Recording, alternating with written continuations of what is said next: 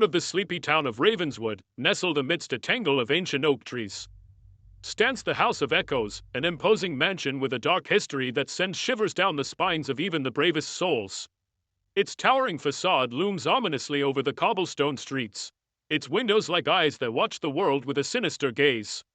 Legend had it that the house was cursed, its walls echoing with the tormented cries of those who had met their tragic end within its shadowy halls. Locals whispered tales of disappearances and untimely deaths, warning others to steer clear of its cursed grounds. But for the curious and the foolish, the allure of the House of Echoes was too great to resist. Among them was Daniel, a young man with a thirst for adventure and a skepticism that bordered on arrogance. Determined to uncover the truth behind the legends, he embarked on a journey into the heart of darkness, fearless of the dangers that awaited him.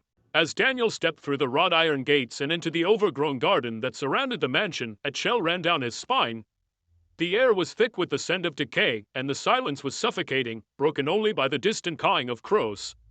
Undeterred, Daniel pushed open the creaking front door and stepped into the foyer, his footsteps echoing through the empty halls like a drumbeat.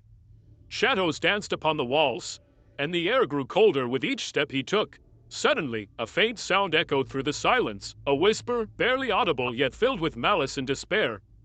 Daniel's heart raced as he followed the sound, his curiosity outweighing his fear. He emerged into a grand hall where a staircase spiraled upward into darkness. And there, standing at the foot of the stairs, was a figure cloaked in shadow, a woman with eyes that glowed like embers in the dark. With a voice that sent shivers down Daniel's spine, the woman spoke of the house's tragic history, the murders, the madness, and the curse that had fallen all who dared enter its halls. She spoke of lost souls and restless spirits, doomed to wander the labyrinthine corridors for all eternity. As Daniel listened, transfixed by her words, he felt a cold hand close around his heart. He knew then that he had made a grave mistake, that the House of Echoes held secrets far darker than he could have ever imagined. With a strangled cry, Daniel turned and fled, his footsteps echoing through the empty halls as he raced to escape the clutches of the cursed mansion.